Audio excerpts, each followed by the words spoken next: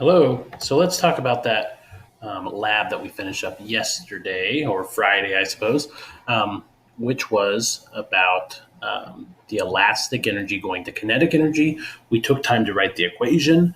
We took time to make graphs of EK versus velocity. We realized, oh, wait, that's not a line when we plotted it versus velocity, like so. See that thing? It's curved. If I've ever seen a curve before in my life.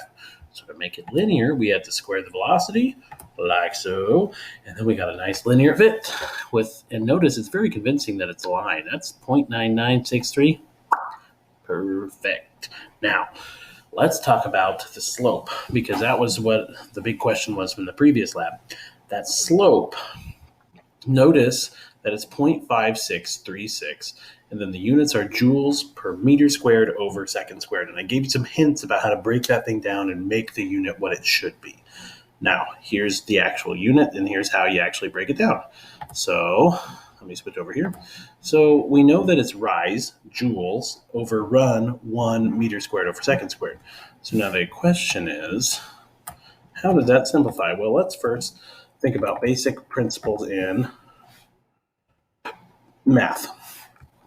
When something's in the denominator of the denominator, oh boy.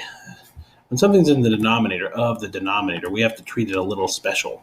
And so it has to flip. And so, for instance, that second squared is going to pop up here to hang out with that joule. So, therefore, not a joule pod.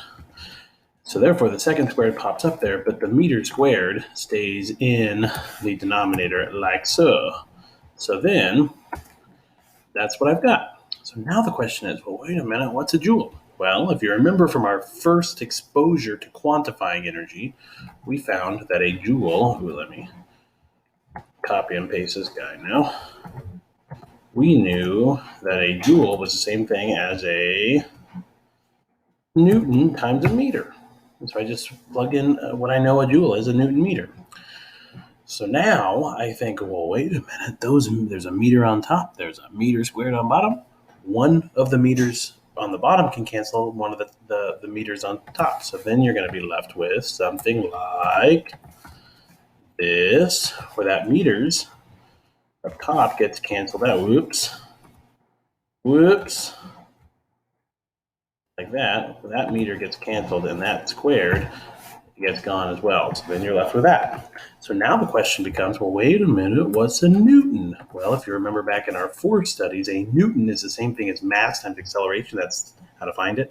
And so the mass of that, mass we know has units of kilograms, and then we have to multiply that by meters, meters over second squared. And so therefore I'm just going to put this like this, because acceleration has units of meters over second squared.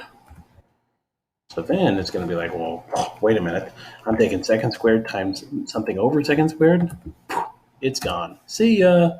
So therefore, it's gone now. And you're no longer left with something in the denominator like this. Instead, second squared is gone, but you are still left with that meters. But wait a minute. Oh my goodness. That meters is going to cancel as well, leaving you with one simple unit, kilograms. It's a kilogram, folks. That's the unit.